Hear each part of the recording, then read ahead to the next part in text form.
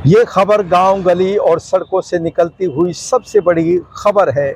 इस खबर को देखकर डरिए नहीं, बल्कि रुकिए, संभलिए और सोचिए, क्योंकि आंकड़े लगातार बढ़ रहे हैं। अगर आप किसी खूबसूरत लड़की अथवा महिला को देखकर ये सोचते हैं कि काश ये मेरी हो जाए, तो अब ज़रा संभल जाइए, क्योंकि ये खबर आपको डराती नहीं है, बल्कि संभलने का रास्ता दिखा रही है। और इस खबर को लेकर एआरटी सेंटर के जो चीफ हैं डॉक्टर अशोक चौधरी, जो हिसार में पूर्व सीएमओ रहे, उनसे हमने विशेष बातचीत की। आखिर ये खबर क्या है, न्यूज़ लाइन हिंदी की विशेष एक्सक्लूसिव ये खबर देखिए। अकेले हिसार शहर की ये रिपोर्ट है, जिसमें आसपास के अनेक गांव हैं। जांच के लिए आने वालों की जहां गिनती बढ़ रही है, वहीं पॉजिटिव हो जाने वालों की संख्या भी रफ्तार पकड़ रही है। ये गिनती, ये आंकड़े एचआईवी पॉजिटिव होने वालों की है, यानी कि एड्स पीड़ितों की संख्या है। लड़कियां हों या महिलाएं, लड़के हों या पुरुष, सब इस गिनती में शुमार हैं। वजह भी आपको बताएंगे, लेकिन पहले सुनते हैं डॉक्टर अशोक चौधरी को, जो एआरटी यानी कि एंटी रेट्रोवायरल थेरेपी सेंटर के चीफ हैं। और इस सेंटर में मुफ्त इलाज हो रहा है एड्स पीड़ितों का। और जनवरी 22 से ही ये सुविधा यहीं उपलब्ध है कि यहीं सिविल हॉस्पिटल में एचआईवी का टेस्ट हो जाता है, और जो यदि कोई पॉजिटिव आता है तो उसका इलाज भी यहीं आसानी से मिल जाता है मरीज़ को तुरंत ही। जहाँ तक एचआईवी के बारे में है, तो मैं लोगों से कहना चाहूँगा कि इस बीमारी के बारे में लोगों में अभी बहुत भ्रांतियाँ हैं। समाज के लोग, कोई एचआईवी पॉजिटिव हो जाता है तो उसको एक अच्छी नज़र से नहीं देख रहे। हालांकि लगभग 40% केसेस ऐसे आ रहे हैं आजकल कि जिनमें मरीज को पता ही नहीं कि उसको ये हो क्यों गई है। हो सकता है उसने कहीं ब्लड डोनेशन किया हो कुछ साल पहले, उसने तो अच्छा काम करा समाज के हित में, लेकिन वो कलेक्शन वालों की गलती थी, प्रॉपर निडल यूज़ नहीं करी, सिंगल यूज़ जो कहते हैं हम, सिरिंज और निडल, वो नहीं करी, हो जाते हैं। तो मेरी तो समाज से यही प्रार्थना है कि भाई ये बीमारी ट्रीटेबल है, और कोई भी मरीज़ यदि 6 महीने तक लगातार गोली खा लेता है जैसे हम बताते हैं, उसके बाद हम टेस्ट करते हैं लैब से, जो कि रोहतक में होता है अभी,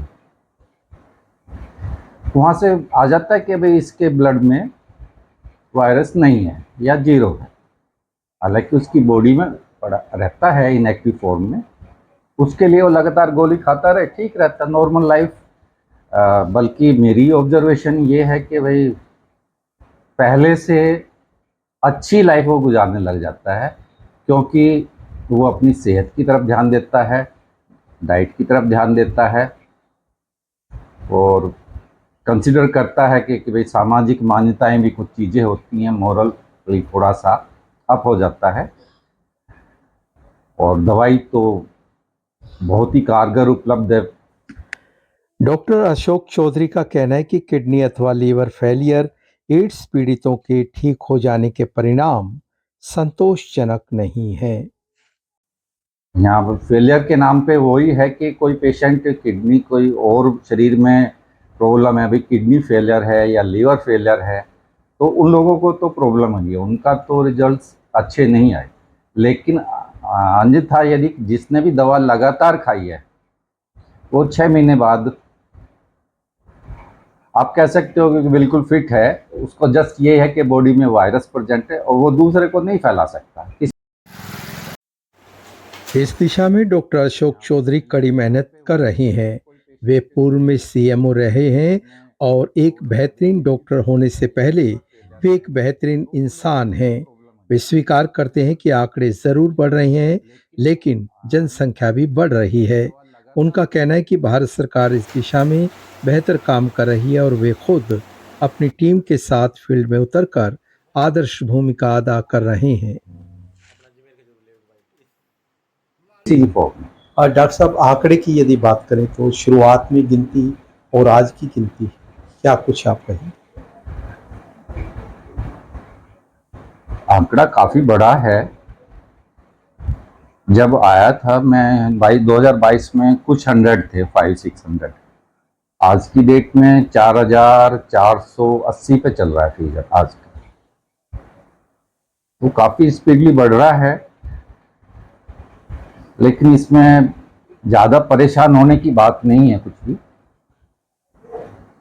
हम थोड़ा सा ध्यान दें अपनी आदतों के ऊपर, बच्चों की तरफ भी ध्यान रखें कि वो ड्रग यूज वगैरह, इंजेक्शन वगैरह ना लगाएं। और यदि कोई डॉक्टर या प्रैक्टिशनर आरएमपी सेम सिरिंज और निडल को यूज कर रहा है एक से अधिक मरीज पे, तो उस पर उसको ऑब्जेक्शन करना चाहिए, बता देना चाहिए कि मेरे लिए फ्रेश सिरिंज और निडल निकालो आप, तो ही मैं आपको आगे टेस्ट वगैरह अपने करने दूंगा या दवा लगाए। देश दुनिया में तमाम विज्ञापन चल रहे हैं करोड़ों रुपए के, बावजूद इसके ये आंकड़े बढ़ रहे हैं, कहीं चिंता का विषय है? देखो, जब पॉपुलेशन बढ़ेगी, डायग्नोस्टिक फैसिलिटीज बढ़ेंगी, तो नंबर ऑफ पेशेंट्स तो बढ़ेंगे। लेकिन भारत सरकार ने शुरू से ही इस प्रोग्राम को एक अलग स्ट्रेटेजी अपनाई, बजट जैसे और स्वास्थ्य प्रोग्राम को, नेशनल हेल्थ प्रोग्राम को डील कर, उसके बजाय इसके मैं एक अलग तरीके से करा।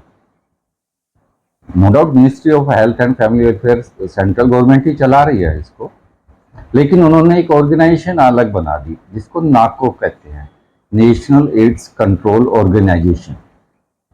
और उसमें काफी हद तक फ्लेक्सिबिलिटी दी है कि भाई हम घर से मरीज को ढूंढ के लाते हैं, कई जगह अड्डे हैं इनके ड्रग यूजर्स के, वहाँ पे मिल जाते हैं, कई बार पुलों के नीचे मिलते हैं, तो हमारे वर्कर जाते हैं। एनजीओज काफ़ी अटैच हैं हमारे काम में, इस प्रोग्राम में पूरे में, तो वो मरीज को लेके आते हैं। और फिर यदि वो दवा लेना बंद भी कर देता तो उसको फिर जाके दोबारा से लेके आते हैं, जो कि मरीजों को नहीं करना चाहिए। एक बार दवा स्टार्ट होगी तो फिर जिंदगी भर लेनी पड़ती है। तो मेरा तो यही निवेदन है कि भाई जिसकी एक बार HIV पॉजिटिव यदि कोई हो जाता है तो वो दवा नियमित तौर पे खाए, रेगुलर खाए, और वो बिल्कुल स्वस्थ रहेगा और अच्छा रहेगा। शुक्रिया डॉक्टर साहब। Thank you. आप ब्लड डोनेट करें या चेकअप करवाएं, लेकिन इस बात का ख्याल रखें कि नीडल फ्रेश इस्तेमाल हो रही है या नहीं। जिंदगी आपकी है, इसलिए आपको ही देखना पड़ेगा। करोड़ों रुपए के विज्ञापन चमक रहे इस बीमारी की रोकथाम के लिए, लेकिन हमारी जिंदगी की चमक कम नहीं पड़नी चाहिए, क्योंकि जिंदगी बेशकीमती है। Mukesh Sodhi, news line Hindi.